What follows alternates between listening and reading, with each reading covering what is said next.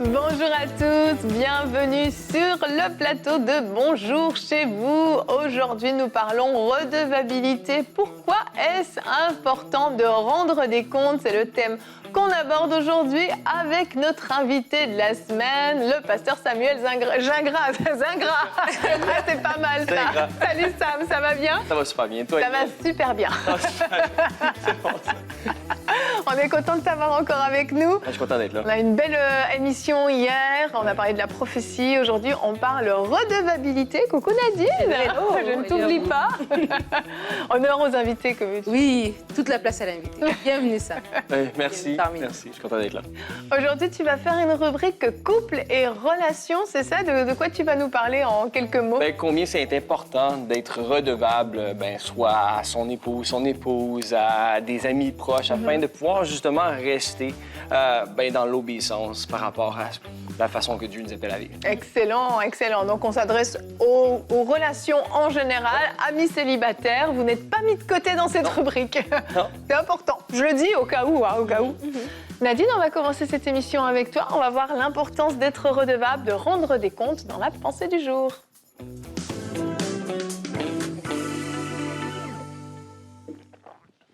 Le titre de ma pensée aujourd'hui, c'est « Qui est ton Nathan ?» Qui est ton Nathan? L'histoire de Nathan, la petite conversation que Nathan va avoir avec le roi David, pour moi, personnellement, ça m'a toujours édifiée. J'ai toujours trouvé ça comme une belle histoire de redevabilité, en tout cas, un bel exemple de ce que la redevabilité fait dans une vie. Lorsqu'on permet à des personnes de nous poser des questions, lorsqu'on se donne le droit de rendre des comptes à quelqu'un. Parce que je dis qu'on permet parce qu'en fait, ça part de nous. C'est nous qui devons donner le droit aux gens de leur rendre compte, en fait, d'être redevables envers eux, d'avoir cette proximité, cette autorisation pour qu'ils puissent nous poser des questions, pour qu'ils puissent nous dire est-ce que vraiment on est sur le bon chemin, pour qu'ils puissent nous redresser, pour qu'ils puissent aussi vraiment nous aider, comme Sam l'a dit tout à l'heure, à marcher dans ce que Dieu a pour nous.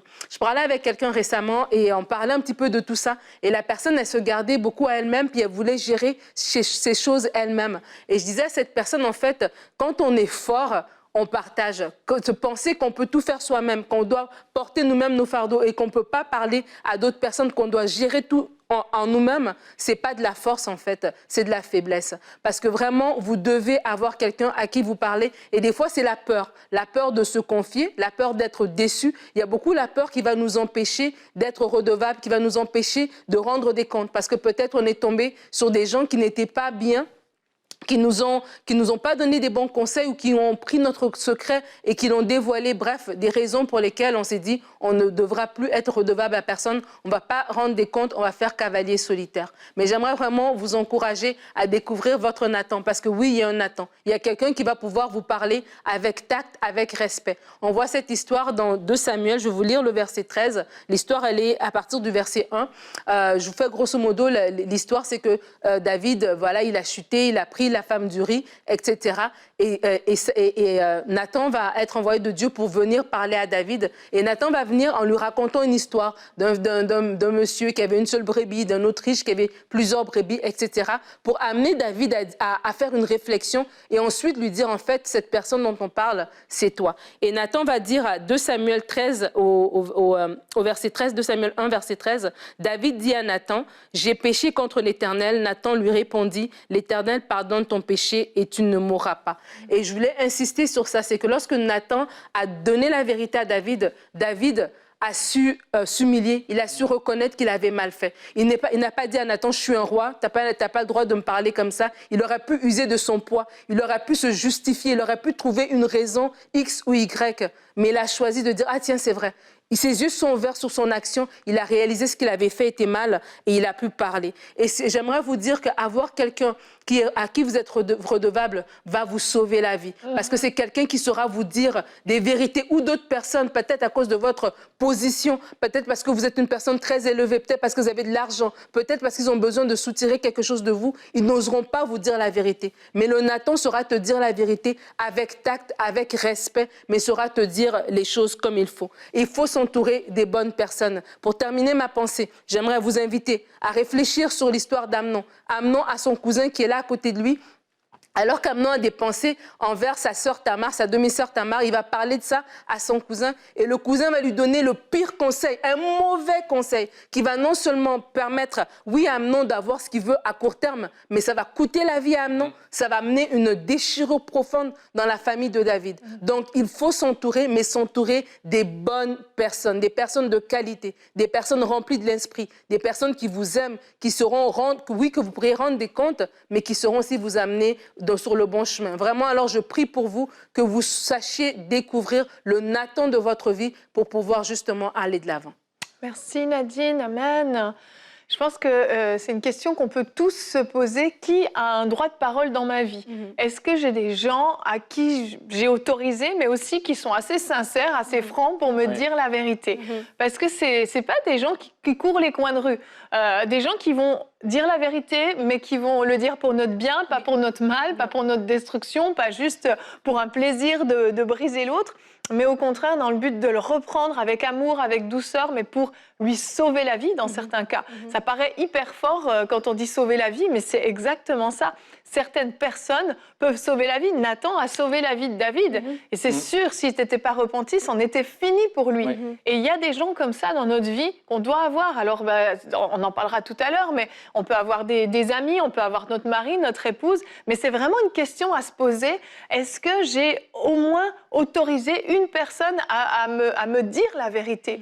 Est-ce que quand quelqu'un a essayé de me dire la vérité, j'ai été capable de recevoir ou je me suis tellement braquée que cette personne n'osera plus jamais me dire la vérité? C'est des questions qui sont vraiment essentielles de se poser. Des fois, une question qu'on peut se poser, c'est est-ce qu'on attend d'aller trop loin pour rendre des comptes à quelqu'un aussi? Oui, aussi. Quand on y pense, il y a eu Nathan, tant mieux.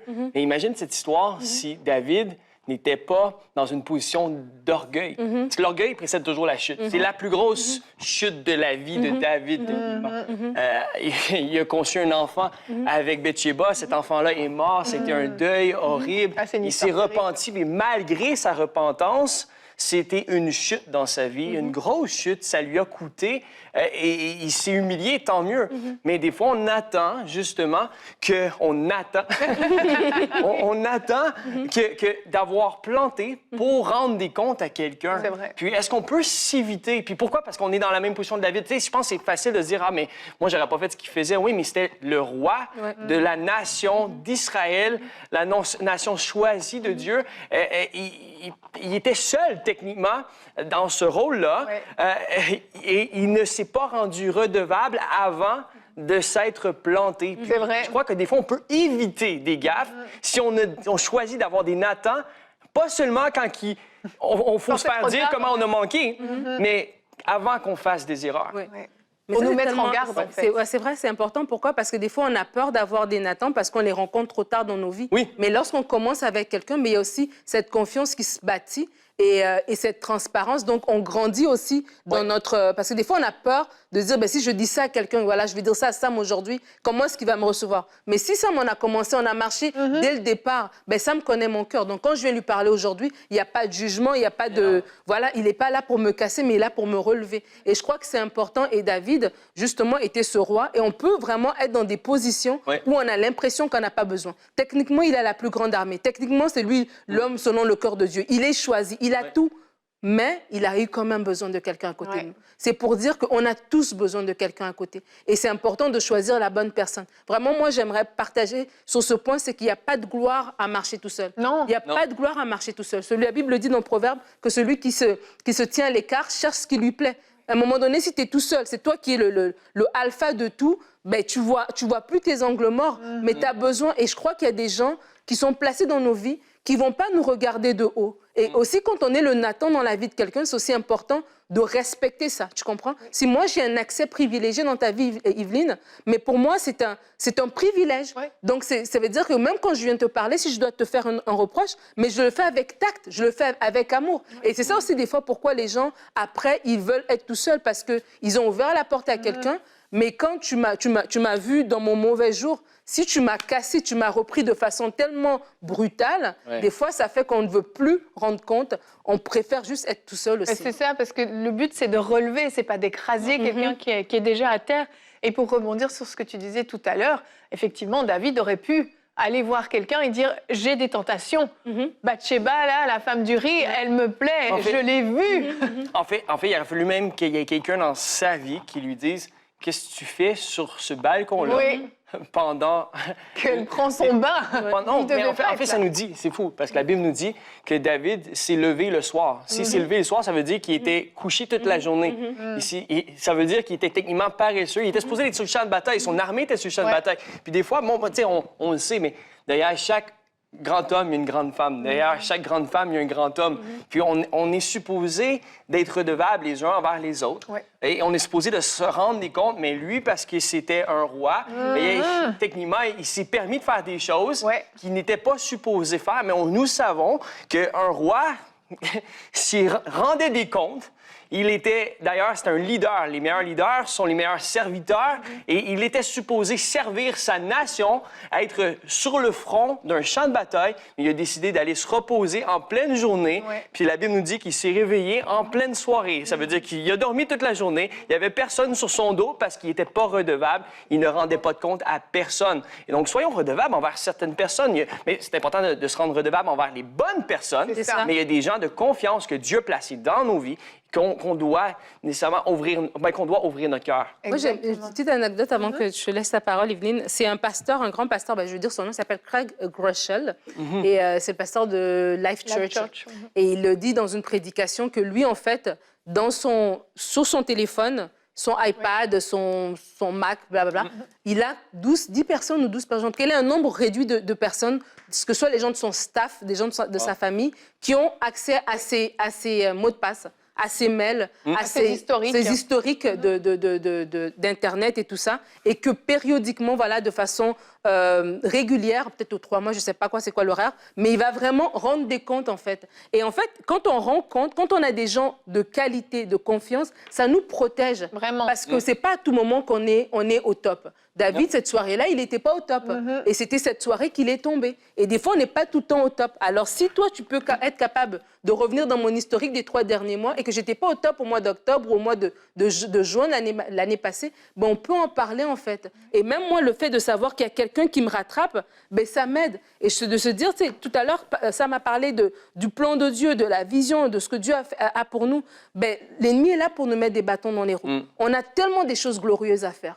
Mais si on peut juste même bien s'entourer pour qu'on s'aide à justement atteindre ces buts-là, pour ne pas chuter sur des trucs vraiment basiques que quelqu'un d'autre aurait pu voir pour te dire « Ah, tiens, Nadine, ta façon d'aller là, fais attention à ça, oh, fais attention à ça. » Mais si on ne se donne pas ces personnes-là, ben nous-mêmes aussi, on se prive parce qu'on a l'impression qu'on s'infantilise si on rend des comptes. Mais en fait, on est en train de se protéger, on est en train d'assurer notre avenir, assurer l'avenir de notre mission, de notre destinée. Pourquoi? Parce que justement, ces gens-là vont servir de garde-fous sur notre chemin. Exactement. Et la Bible nous exhorte à ça. Notre verset du jour aujourd'hui est dans Éphésiens 4 au verset 25.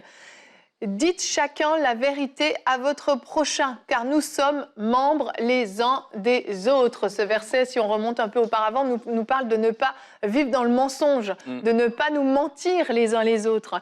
Et c'est ça, c'est que quand on est redevable envers quelqu'un, si moi je suis redevable envers Nadine, je dois lui dire la vérité. Mais sa mission, c'est aussi de me dire la vérité pour me reprendre dans la vérité. C'est que ça va dans les deux sens. Parfois, on veut tellement protéger les autres qu'on n'ose même pas leur dire la vérité. Si vous voyez quelqu'un qui vit mal, vous avez constaté des choses, mais allez reprendre ces gens dans l'amour, comme on l'a dit, de la bonne façon. Et on a fait des émissions par rapport à ça, comment reprendre dans l'amour.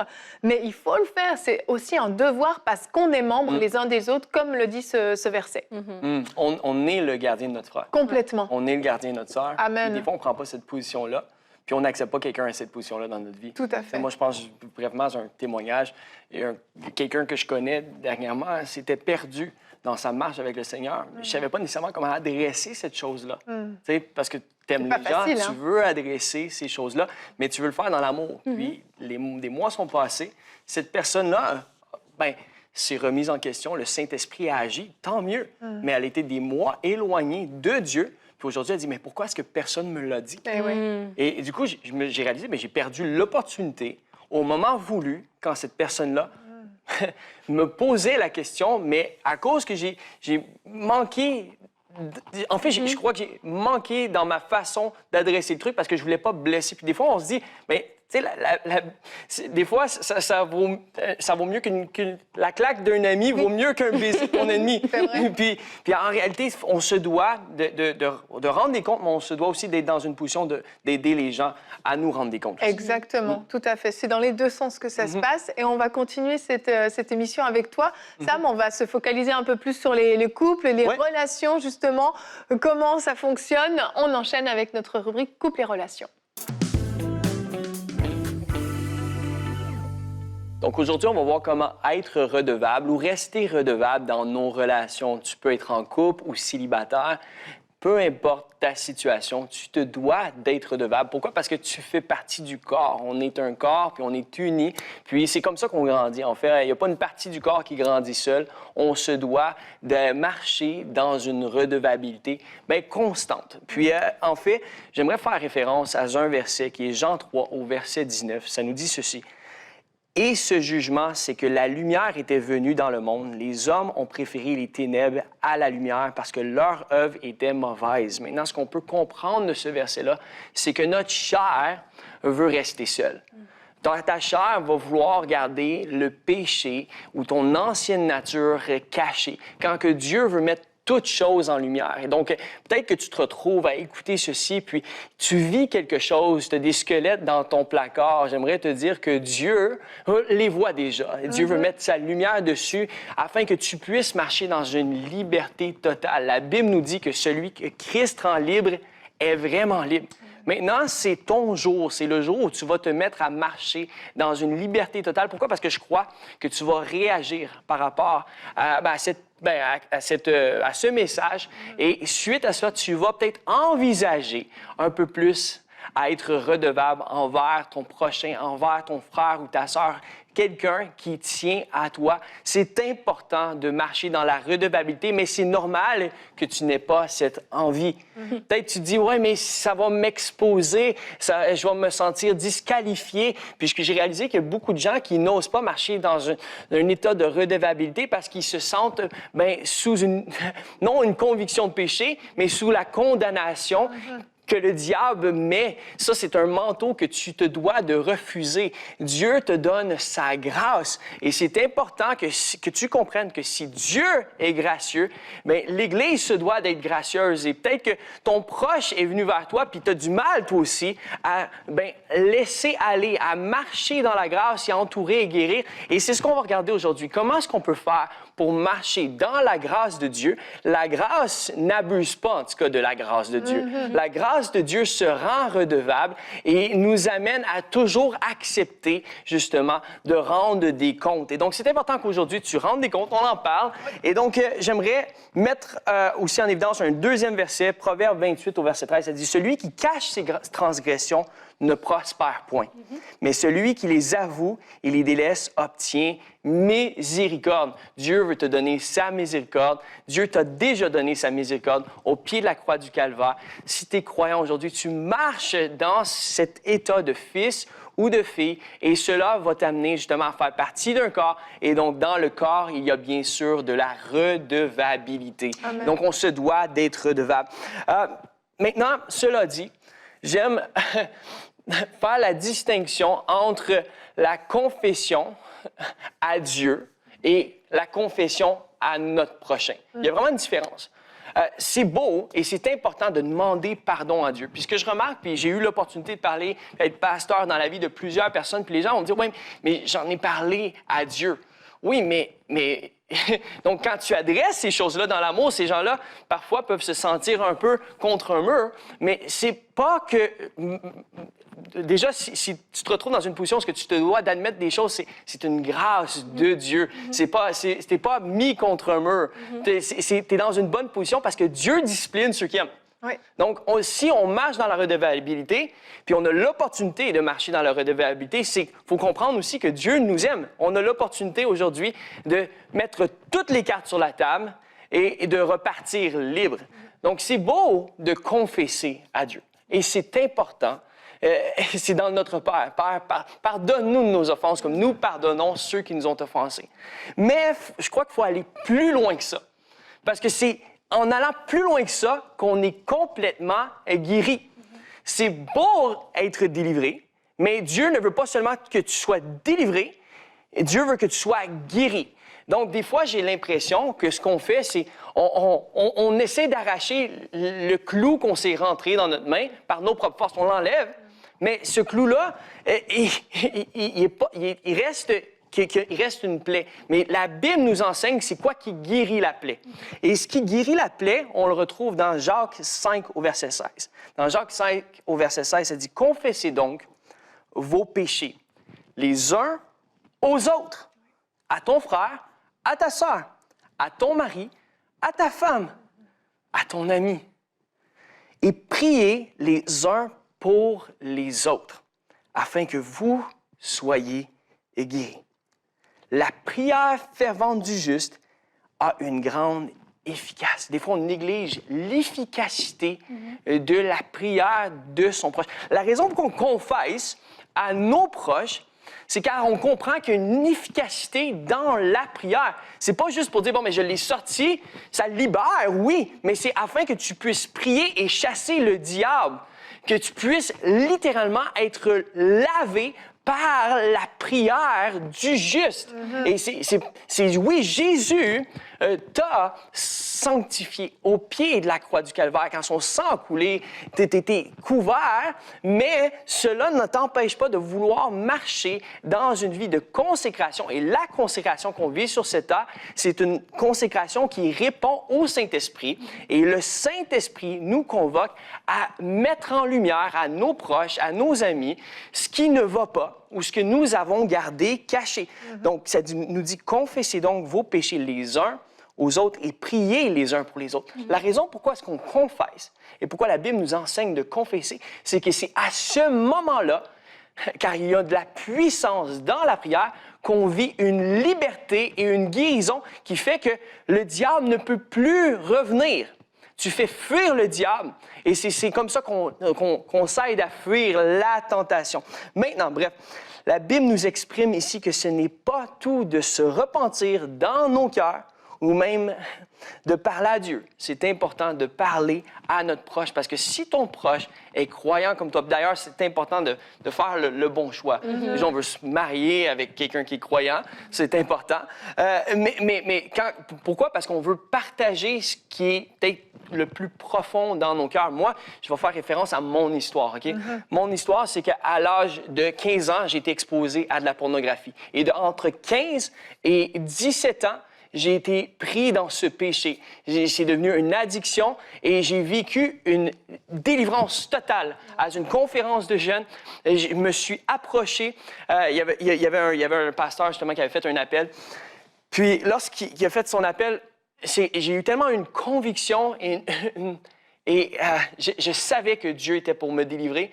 Je savais tellement clairement que j'en avais rien à faire de ce que les autres pensaient, de ce que mon voisin pensait. J'étais comme, OK, c'est bien beau. Puis je me souviens, j'étais allé à cette conférence-là avec ma copine de l'époque. Puis je savais que si je m'approchais, parce qu'il venait de faire un appel avec tous les pires péchés mentionnés, la plupart des jeunes pouvaient se reconnaître dans cet appel-là. Mais moi, à ce moment-là, je suis comme, OK, je sais que si je m'approche, bien, ma copine va savoir ce que je vis. Puis il dit, aussitôt que je mentionne votre péché, avancez-vous. Puis prenez votre délivrance par la foi. Puis, donc, moi, je me suis avancé. Puis j'ai été délivré. J'ai vraiment été délivré. Il s'est passé quoi? Je n'ai plus jamais retouché à la pornographie. Depuis ce moment-là, j'ai maintenant 32 ans. J'ai été délivré. Mais c'est pas parce que tu as été délivré que tu es nécessairement guéri. Voulant dire, la guérison, c'est quelque chose que tu vis dans la prière et c'est quelque chose que tu dois... en fait, je vais le dire comme ceci. C'est bien beau d'être délivré, c'est bien beau qu'on ferme la porte, mais l'ennemi ne cessera pas d'essayer de rouvrir une porte qui a déjà été ouverte. L'ennemi nous connaît. Il y a il connaît nos faiblesses. Et moi, lorsque j'ai rencontré ma femme, l'une des premières choses que je lui ai dit, déjà, on a attendu j'ai attendu quelques mois avant de lui partager tout ce que je vivais à l'intérieur, dans mon cœur ou quoi. Mais quand on parlait de fiançailles et tout, j'ai dit, écoute, là, je me dois de me rendre redevable à toi, OK? Puis sache que je suis redevable envers tel gars, envers tel pasteur, mais je n'ai pas retouché à ça, mais je veux m'assurer que la porte reste fermée. Puis, on se doit de garder les portes fermées. Puis, comment est-ce qu'on fait ça? Bien, j'ai déjà entendu ceci, OK? Puis, j'espère que ça t'encourage, parce que moi, ça m'a aidé, OK? Tu ne peux pas empêcher nécessairement les oiseaux de voler sur ta tête, mais tu peux les empêcher de faire un nid sur ta tête. Et la façon de faire ça, la façon de garder la porte fermée, c'est de toujours exposer ce que l'ennemi pourrait utiliser comme une arme contre toi, qui pourrait te ramener dans ton passé. Maintenant que je sais que ça, c'est une ruse du diable, ce que je décide de faire, puis j'ai toujours fait ça, puis je tiens à toujours faire ça, c'est, bien, on va dire qu'on peut être en train d'écouter un film. Il y a une image qui était pas nécessairement bonne. Bien, déjà, on peut s'éviter d'écouter des mauvais films. Ça, c'est une bonne chose à faire. Mais dans notre vie de tous les jours, tu peux être tout simplement sur la rue Sainte-Catherine à Montréal, puis croiser une image, puis je voulais pas voir ça, je m'étais même pas mis les pieds dans les plats. Mon but, ce n'était pas de voir ça, mais j'ai quand même vu. Et pour ne pas, même, ça c'est moi dans ma relation avec l'art, pour ne pas même donner la moindre opportunité au diable, aussitôt que je vois quelque chose qui m'achale, aussitôt que je vois quelque chose qui pourrait juste me tenter d'une mauvaise façon, mais je l'expose. Ouais. Ça m'est arrivé, je travaillais avant dans une galerie à Granby, puis des fois, je l'appelais, je disais « Hey, babe, j'ai vu telle chose. Je veux juste que tu pries pour moi. Et puis, du coup, je me suis toujours assuré que la porte soit fermée. Puis c'est ça, être redevable, en fait. Peut-être que tu n'es pas marié, peut-être que tu n'es pas encore dans cette position-là, mais ce qui va faire que tu vas être apte à être un bon mari ou une bonne femme, c'est que tu, justement, adoptes ce caractère-là qui est redevable. Tu peux le faire dès aujourd'hui. Tu peux commencer à exposer ce qui est caché dans ton cœur. Maintenant, comment est-ce qu'on fait ça? Bien, c'est en parlant. Mais après ça, il faut aller plus loin. Il faut demander pour de la prière. Oui, tu peux te sentir libéré par la confession, mais la Bible nous dit que c'est la prière fervente du juste qui est d'une grande efficace. Donc, c'est beau de parler, c'est beau d'exposer, mais je crois que c'est juste la première étape. On expose et après ça, on prie. Pourquoi? Parce qu'on implique le Saint-Esprit dans la situation. C'est le Saint-Esprit qui guérit. C'est lui notre consolateur. C'est lui qui guérit nos cœurs. Et Jésus veut te délivrer. Jésus veut te rendre complètement libre. Amen. Donc ça, c'est mon témoignage personnel, mais sache qu'il y a plusieurs choses qu'on pourrait dire justement sur ce sujet-là, mais je veux juste dire ceci, OK? Je vais terminer comme ça, OK? Par rapport à cela. Tu es vivant. Tu es vivant. Pourquoi est-ce que tu garderais tes vêtements de mort? Lazare, OK, a été convoqué par Jésus. Jésus lui a dit, Lazare, sors. Donc, il s'est exposé, il est sorti de son lieu ténébreux, il est venu à la lumière. Mais après ça, c'est quoi qui s'est passé? Jésus a dit, il a parlé à ses disciples, il a demandé à ses disciples d'aller le libérer de ses vêtements.